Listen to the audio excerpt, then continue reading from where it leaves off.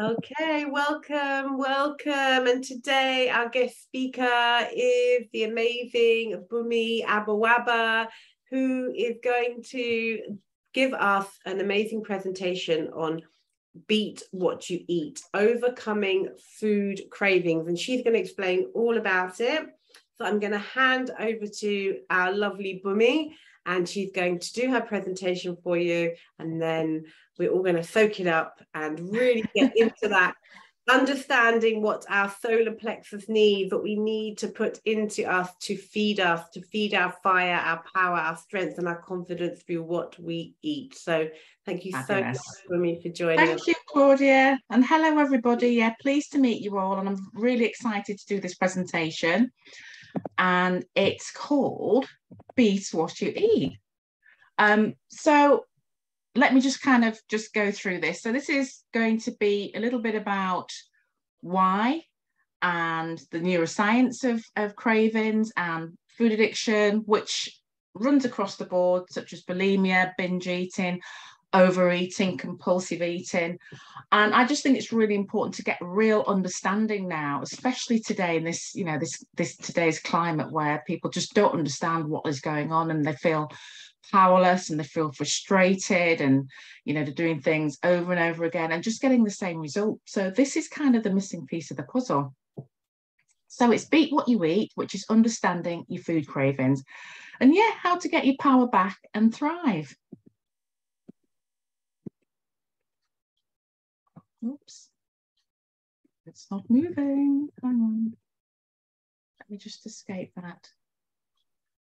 2 seconds.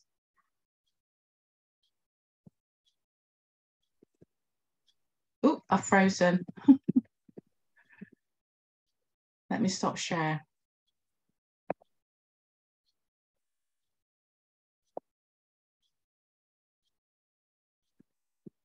Nope, it's frozen. Let's just stop this again. Wait a minute.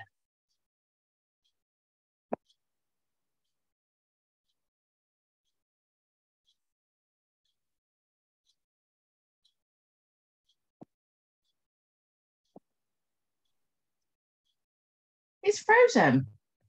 Weird. Can you manually go to the next slide? Wait a minute.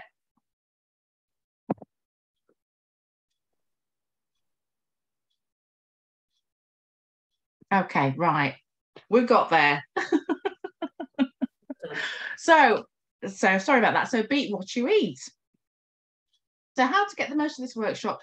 Everybody just chill out. Just make sure that everything in the background is off, social media platforms, your email, just do not disturb sign on your door, and just relax and really, take time to discover some of these new strategies that will help you conquer your cravings. And it's time to just have that chill out time and just really soak that in. So, do you ever wonder why you crave certain foods? I know that I did. It was definitely something that was a real challenge for me back in the day. And, I was left puzzled, frustrated, annoyed with myself. I didn't feel good enough. Why was I not being able to conquer my cravings? So if this has been an issue for you, then, you're in the right place. And do you ever wish you knew how to get rid of your food cravings? Again, when we're sort of looking out and thinking, let's look for some information, it's very difficult to find. And there is some information out there, but the real kind of neuroscience of it is what we need to really understand what's going on. Do you ever wonder if there are any proven strategies to conquer your food cravings? And as I said, it's all a bit bitty out there, the information in magazines, that there's no strategy from start to finish, how, really how to conquer it, really being able to dig deep and really find that peace around food, that freedom, from food cravings. And this is what we're looking for. And I really love Claudia's, stint on this is, we're talking about the solar plexus, we're talking about coming from a place of joy, we're coming from confidence, we're coming from our power center. And this presentation will kind of explain in a very different way, how we can get that. So help is here. If you've answered yes to any of the questions just earlier on, you know, you're in the right place. And you're in the right place if you want to learn how to figure out what your cravings are trying to tell you, because, you know, they do have messages. A craving is not just a physical thing. You're in the right place if you want to learn what causes food cravings in the first place. And you're in the right place if you want to learn the latest information to reduce and conquer food cravings for good. And this is what we're wanting. You know, with the diet industry, I'd say it's about 80 to 90% of diets fail. So what is going on? And the diet industry is designed for it to fail, that, you know, you can go on another diet again. And all these fad diets that are out there now, they have short-term gain, but long-term, they're not working.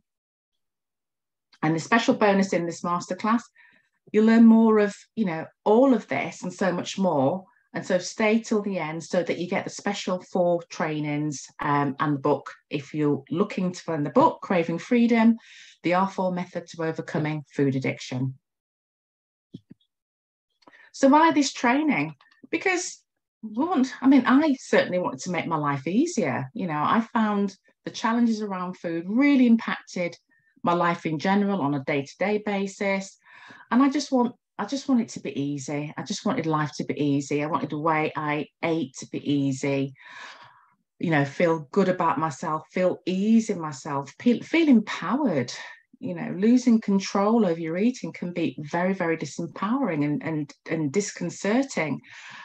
And have that freedom to live my life the way I want to live it without, you know, food being a huge issue and impacting, you know, lots of areas of my life. It really did impact so much of my life, relationships, work, you know, so many areas.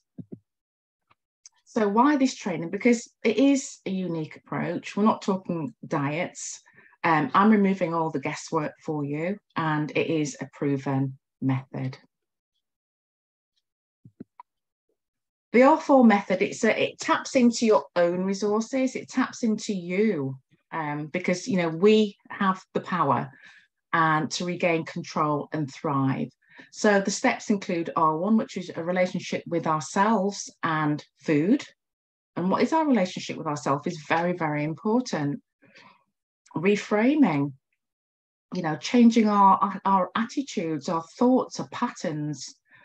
Resilience, gaining that resilience, finding that resilience in ourselves, tuning it into ourselves and really tapping into that resilience center that we do have. And again, that's the solar plexus.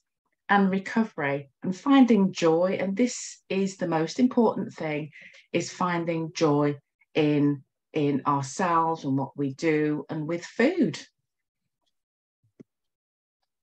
So I'm going to teach you how to regain control and thrive. So there's no more binging, no more grazing, no more dieting, no more restriction and avoidance. And these are the general patterns that many of us have experienced and we just want to get a control of now.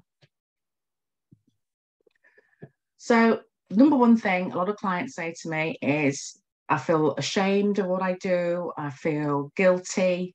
I feel anxious when I don't eat, guilty when I do eat. And it's this yo-yo dieting that has caused so much disturbance mentally as well as physically. And as I said, you know, shame is an awful thing to have, and guilt, and you don't understand why that you're doing what you're doing. So we can get peace and freedom and joy. And ultimately, you know, that's what I wanted, was that joy and that freedom, because recovery didn't mean just stopping eating particular foods and losing weight if that weight was an issue. It was to get that feeling of a fulfilled life. You know, I've been yo-yoing for so long with, you know, alcohol and food that, you know, I thought if I'm going to do recovery, it's got to be joyful. It's got to be fulfilling. I've got to feel happy. And this just hasn't worked for me. It's worked for so many wonderful women, you know, everywhere. So busy mums I've worked with, career women, those who are successful in other areas of life and just can't get a handle of why they keep, you know, food cravings. They can't stop eating particular foods. Women going through menopause, where menopause can start to trigger disordered eating, and women with other health issues such as hormonal imbalance. So all areas and all women, and it's been wonderful. Rosa, one of my clients, she discovered freedom. She was a model and she traveled an awful lot. Even though she wasn't overweight or anything like that, she had that feeling that she just kept craving sugar, that she had no energy after a while. She felt awful. Her skin started to suffer. And, she was trying to stop eating convenience food. And she just got mentally just very, very unwell and very unhappy with herself. I did work with her on mindset and strategies and alternatives, a lot of alternatives such as energy work, and it got her back to best. And she felt really, really kind of fulfilled with what we did. And she did lose a little bit of excess weight. She wasn't particularly overweight, but most importantly, she got her sanity back. Anastasia was another client of mine, and she was thinking of surgery. She was thinking of bariatric surgery to lose the weight. She came across myself and we worked with her for a few months. And in that time, she realized that she was going through kind of the motions of life, that she wasn't really tapping into herself and what she needed. And, she after a while, she really started to look at, what I need, what I need to do to care for myself, put myself on the top of any priority list. She was a busy mom. She had a very stressful business. And, she learned to kind of say no, create boundaries. Her approach was, the power of the pause, to listen to herself and to give her time to respond in a way that works for her in her business, in her life. And that was one of the main kind of areas for her that was like her Achilles heel. And once she started tuning into what she needed, she started to lose the weight. She started to gain the freedom from binge eating. So you're here because you're sick and tired of trying and failing. You wake up full of guilt and shame, which is a no-no. You're baffled about why you keep doing it. I've got all the willpower in the world, but it's still not working. So what's wrong with me? And again, that's a question that I hear time and time again. What's wrong with me? Am I different to everybody else? But no, you're not. Are you taking to Google to find answers? I know that thousands of people every day are looking for quick fixes, the way to lose weight. The statistics are quite hard. I think it's about 10,000 people a day in the UK are looking for a way to lose weight and Googling it. Are you hoping willpower will get you through? Willpower only works for a very short period of time, and I'll tell you why. Are you beating yourself because you're doing it again? Again, the yo-yo dieting, that yo-yo dieting mentality is so just soul destroying, wondering what's wrong with you. And engaging in that negative self-talk. I'm not good enough. I'm not this enough. I'm not that enough. That's why I can't do, stop the cravings. And you're living like that. It's awful. I mean, I went through this for decades. I tried every diet, wasted time, energy, money.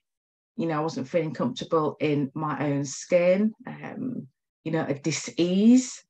It was impacting all my relationships, whether it's work, my intimate relationships, working with my children, looking after my kids, got snappy, irritable when I had kind of the sugar cravings, wondering why, things don't work for me, diets don't work for me, and feeling judged, not only feeling my own judgment, but judging from other people. It's like, oh, you're doing another diet, or you're doing this again. Oh, gosh, that look of complete, what is she doing? Just to say, it's not your fault. None of this is your fault. So let me just introduce myself. I'm a retired dental surgeon. I am a food addiction counsellor, European board certified, founder of the Food Addiction Academy. I'm so passionate about this area because of my own struggles. Part of what I do is energy medicine. I think energy is kind of the basis of everything, of good recovery. creator of the R4 method and author of Craving Freedom and strategic partner to UK Active, which is to get people more active more often. And again, I'm really big on physical activity and people getting up and out. I've been in various publications, as you can see, and again, just sharing my passion, but just sharing really good strategies for people who really don't know why they're struggling. So who am I? I'm mother to two boys, well, two men now. They're 21 and 22. They're at university, so I've got the empty nest thing going on at the moment. You know, I love a good laugh. I love crystals. Crystals have been part of my well-being toolkit. I love to spend quality time with my friends and family. And again, this is something that has been a blessing in my recovery. This is something that I couldn't do. I was too busy hiding, too busy being secretive, too busy obsessing about whether it's alcohol or food, or it could be even work. And I've got a PhD in pottering around the house. I love my home. I just love doing. I just love being. That's all. I'm very, very grateful for finding recovery and finding that joy in it. So I have clients, as I said before, mums, career women. I also train health and fitness professionals. I'm accredited internationally. I've trained nurses, weight loss coaches and teachers. So as I said, my passion is just all consuming sometimes. So yeah, my story back in 2008 was I would say is my annus horribilis. I was struggling with alcohol dependency for many, many, many years, and all the wheels fell off. In 2008, I was in rehab. Now, what was interesting with my going through therapy at the time in rehab was that my primary addiction was food. And as a youngster, I would go home. I was a latchkey kid. I spent a lot of time alone. My mum and dad worked. They'd just come to this country, so they just worked like mad to be able to save money and buy a house. So, you know, a lot of the time I let myself in from school, and my mum always left me, you know, a sandwich. And I remember this red and white flask of tomato soup every day, and I'd have a little penguin bar, and that would be my my snack before they came home, and then mum would cook dinner. But we had a huge pantry, and I'd have that, I'd do my homework, watch television, and then I would start having a look around the pantry and seeing what else I could eat.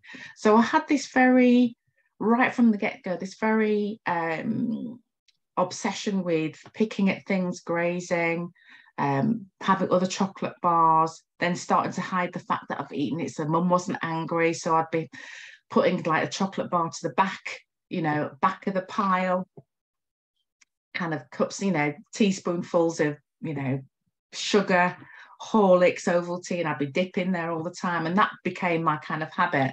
And it was a little bit secretive. My mum would sometimes go, oh, that's gone missing. What's happened there? And I go, oh, I don't know. And, you know, she didn't suspect. But my relationship with food was very much, this is my best friend, and, you know, I'm going to have it. And it's secretive, and this keeps me feeling happy. And I didn't realize that that was an emotional thing. Maybe because my parents weren't around, maybe I, you know, spent a lot of time on summer holidays on my own. And so food was, you know, food was my go-to. Then going into university, you know, it was the alcohol. You know, I was introduced to alcohol, and that was when that took off. Interestingly enough, when I got through university, started working, alcohol was the problem until, 2008, where I had to get really, really well. I've been in 7 rehabs in 7 years by that time. And, you know, this enough was enough. I was going to die. But when I actually got into recovery from alcohol, the food raised its head again. So I went from, you know, no alcohol, I'm in recovery, it's great. And then bang, it's like, well, this is, you know, food, it's all right. It's not alcohol, I'm still in recovery. But the way I felt around food and the way I was dealing with food, it was like my best friend again. It was secretive again. It was, you know, I was snacking, I was finding my trigger foods, you know, the foods that really made me feel good.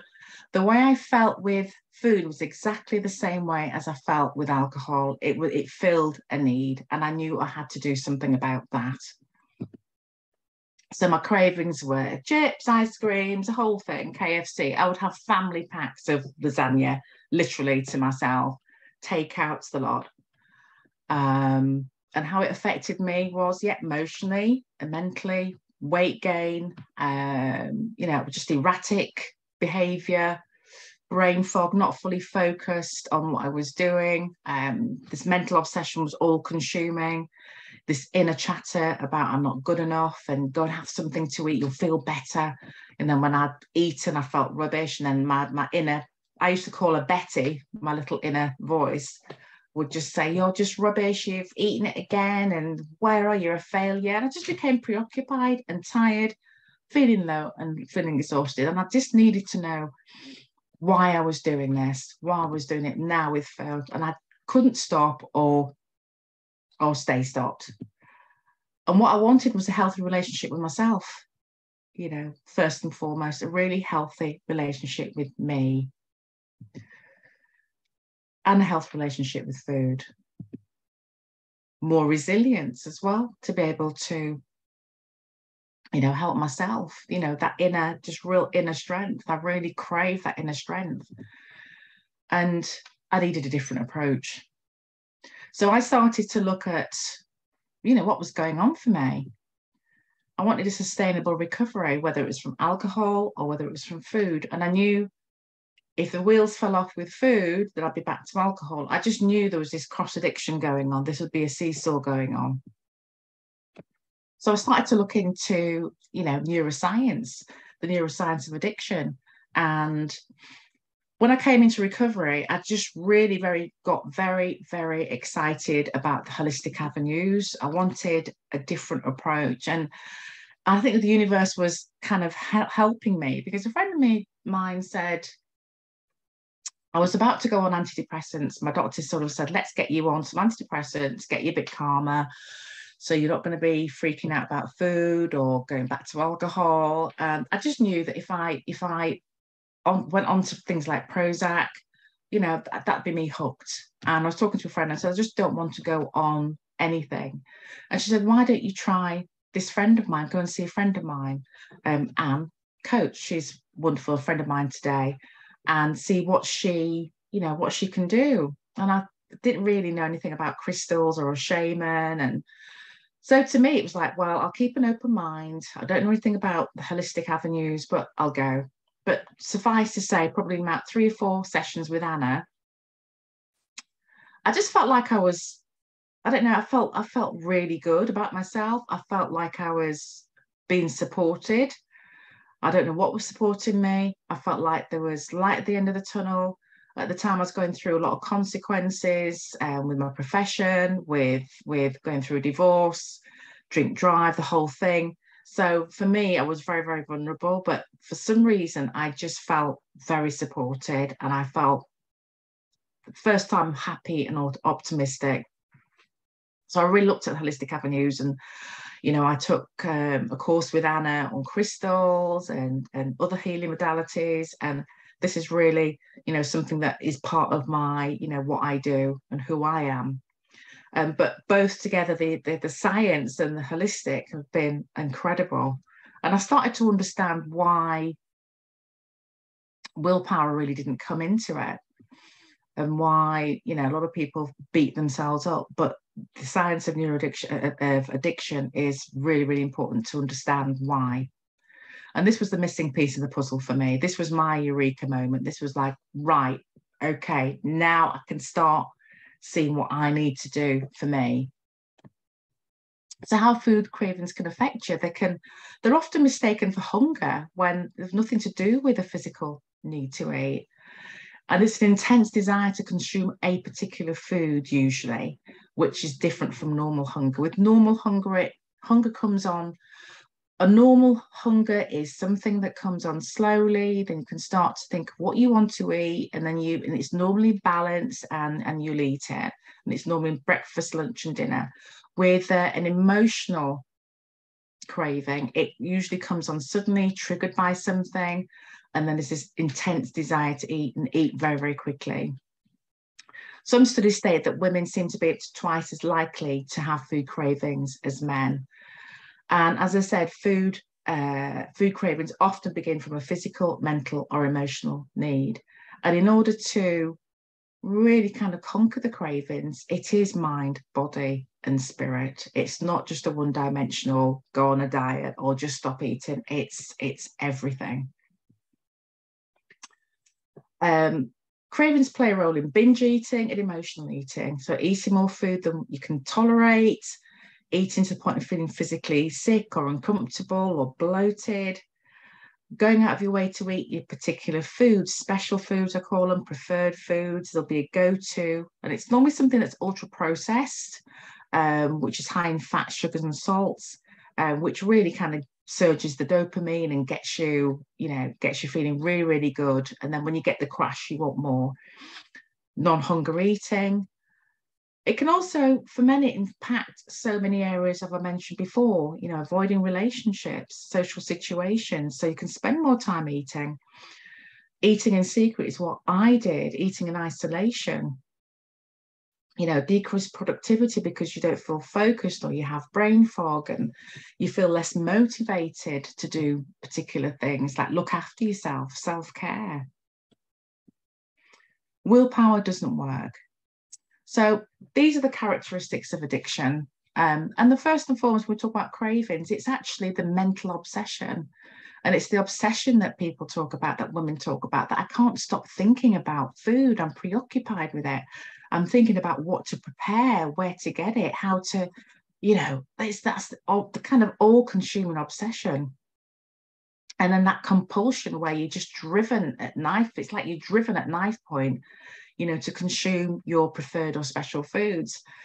I would veer off as I'm driving home going, right, I'm certainly not going to have that Snickers bar. And before you know it, I've driven into the garage without a second thought, picked up the Snickers bar and eaten it. And it's like, what the heck happened?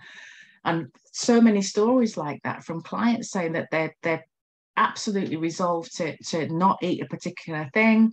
And before you know it, they're in the supermarket, they've got it, they've eaten it, and there's been no thought at all. It's just happened. And it's completely puzzling.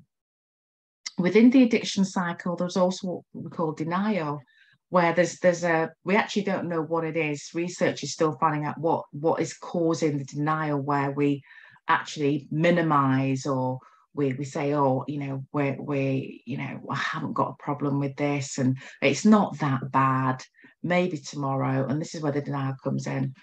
And tolerance and addiction, you eat more and more and more to get the same effect. So your tolerance level goes up.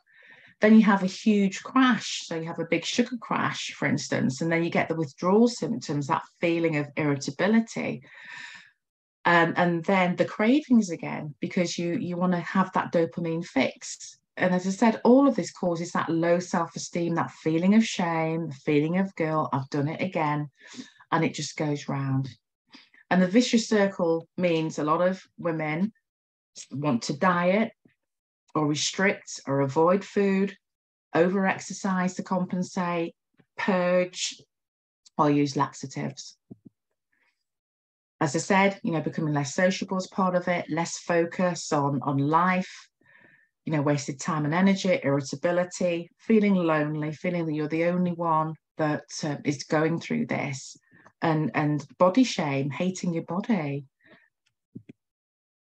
It's not your fault. So the number one mistake, we blame ourselves for feeling greedy, lazy, and weak-willed, and we're not. As I said, as I've explained in the addiction cycle, the shame and guilt comes from really the compulsion and the obsession, which is very difficult to control if you don't know how to do that. Mistake number two, needing willpower. We don't use willpower. Number three, we don't understand what we're dealing with. And many people, when they come to me, I explain the addiction cycle, the craving cycle, whatever you want to call it. Addiction might feel an uncomfortable word for you, so it's the craving cycle. Anything that makes you feel comfortable, that's fine. But once I understand what they're dealing with, it's like the penny drops. It's like, oh my gosh, So I've been doing this not the wrong way, but I've been doing it like this all my life, and I didn't realize. And what do I need to do? And it's like the light, the light bulb goes on. Mistake number 4, we can do it ourselves. And if you're doing the same thing again and again and again, and you're getting the same result, you can't do it yourself. You do need that support.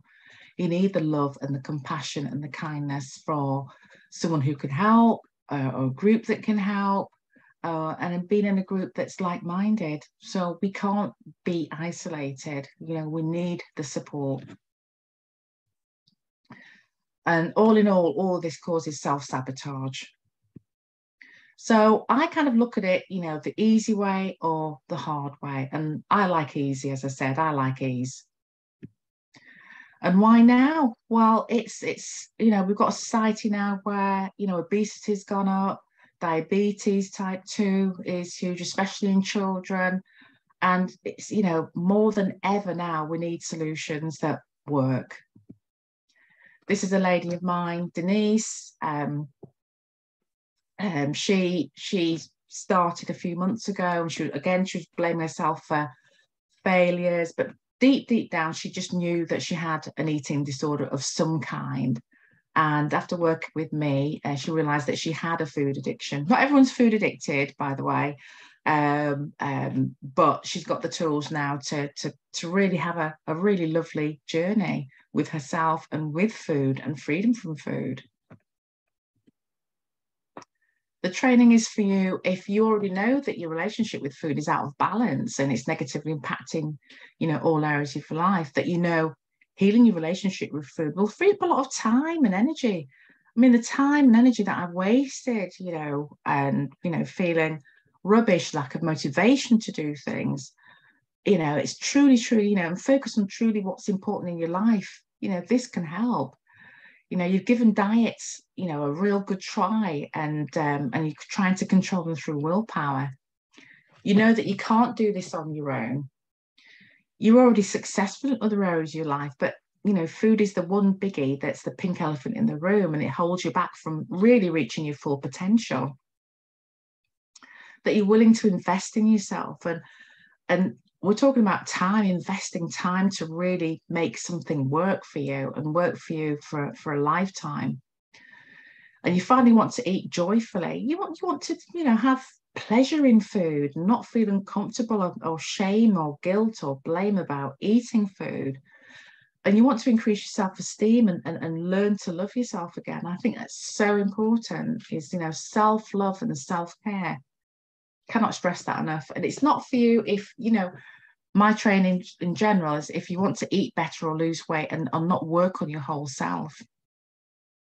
And you cannot and will not put the initial work into long-lasting results. And you're looking for a quick and impermanent fix, which is what I call a diet. And I think that's really, really important. So training number 1, tuning into you. And Claudia, you'll be doing that with your clients and your groups, and it's a big one. It's tuning into you at last, and what am I physically feeling? What am I emotionally feeling? What am I feeling spiritually? Am I physically hungry, or am I just turning to food to cope? If I'm turning to food to cope, what triggered me? And it could be an emotional, it could be environmental, it could be social triggers. There's all sorts of different factors, but it's actually just taking the time and maybe journaling around these things. And each and every day, what triggers me? What is it that's actually, causing, this feeling of disease? What do I really need? That's number. What am I really hungry for? This is what we have to look at. Reframing, rethinking your body. So, think of a relationship that you've had that's taken some time to work to overcome differences. A relationship could be an intimate relationship, or, you've a best friend that you've kind of fallen out with, and ask yourself, what made you stick it out with a person rather than ending it? List specific skills or actions you took that worked to improve that relationship. you know, because it takes work to get that relationship, you know, going again. And how can you use similar skills and actions to feel positively about your body? So this is a relationship with yourself that, you know, it's so good and so beneficial to work on. And it takes a bit of time to overcome any differences or any issues in yourself. And again, you know, support from Claudia in these is just, you know, where it needs to be. You know, have a personal stress coping plan, you know, a resilience plan. When you're under stress, I will take care of my physical health by maybe, you know, yoga, you know, chakra dancing, walking, all of that. When I'm under stress, I will practice managing my emotions by maybe breath work or doing a brain dump. You know, again, going for a walk, managing my emotions. When I'm under stress and find my thoughts taking over my mind, I will maybe you can call a friend, you know, in your support circle, or, you know, pick up the phone, write it out, journal. I find all these, there's so many things and so many strategies that you can use, you know, for under all these three, just to really help build that resilience plan, see what works for you, what you can do on a daily basis. And I always say with a resilience plan, to do something daily, you know, to really get into practice doing this daily, because, you know, when the shit does hit the fan and stressful events happen, you already know what to do. You intuitively know what to do. And this has been a real lifesaver for me, that, you know, I would practice these things, and I practice gratitude, and I practice breath work, and I practice all these things, even just for like half an hour in the morning. And then I know that I'm ready for the day, that, you know, anything comes at me, any curveballs, any issues that really throw me off, that I can cope. You know, life is still life, whatever happens, you know, and coping with life, you know, we can do that. We can have that toolkit. We can have that armory. And recovery, you know, we're looking for soul satisfaction. What does our soul really want? What we're looking for? You know, what's going to uplift us and lift our spirits? What is our passion? What is our purpose? And again, recovery is about finding that signature of success within ourselves. And by doing that, you know, we include things like meditation, listening to music, practicing qigong, breath work, painting, gardening, and lots of other things that Claudia will describe. But it's finding that kind of soul satisfaction where, you know, food or even alcohol, you know, you use that to try and find soul satisfaction, which obviously is very short-lived, and it doesn't feel, you know, it doesn't feed the soul. So this is kind of in place of what food, you know, and alcohol used to do. And all these things are just enriching, very nourishing. And you can go and start to kind of look at, you know, fulfilling your life in other areas. Jo Duckfield, one of my clients, she was my star client a few years ago, and she really got to, you know, finding out what, you know, her issues were, and kind of in a 5-dimensional way, we worked through, you know, why she was binge eating, and we really took the time to really employ the R4 method, and with time, she, you know, she started to lose the weight. Cholesterol went down, diabetes went, type 2 diabetes went down, her weight went down, you know, and she could get on with her life. And she said there was a huge sense of self-awareness and empowerment. And that to me was just gold. It's one of my, like, you know, very first clients. And she understood what her brain was trying to tell her, you know, through our trainings, and what she needed to do to overcome that. And now she's, you know, a lovely weight, and she's finding freedom, you know, with food. She's actually done some meditation, she's audios for me for my program, and she's a hypnotherapist, and she just loved it. So she decided to kind of, you know, to work with me and do some meditation audios for my course. So let me ask you a question. You know, has it been helpful? I hope it has. And I'm just really pleased that, you know, Claudia has invited me on so that, you know, you can have a look at that and really have a think about it. And I think with Claudia's course, absolutely amazing. It covers so much. And, you know, if any questions, you know, please speak to Claudia, and I'll answer them through her. Thank you.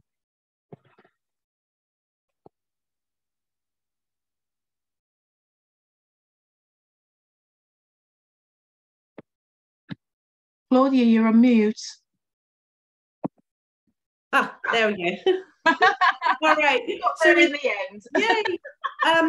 Oh, thank you so much, Bummi. What was amazing about that is, I mean, everything Bummi said, I really completely agree with. And the reason I've got you these guest speakers, you know, to reiterate to you, my clients, that, you know, at the end of the day, I'm sort of showing you where in the body you can make the changes, but we all need that additional help. So for any of you that find food something that, you know, your go-to, then, you know, Bummi is definitely the right person to go to. And, you know, if you need that additional bit of help, that additional bit of push through our program, that's what she can be there for. And I believe she has a program or a package, or a series of videos that are about £27, did you say? Yeah, £27, and it's kind of video, it's a lot of copy, but it's a lot of kind of finding your relationship. What is your relationship with food? It's explorative.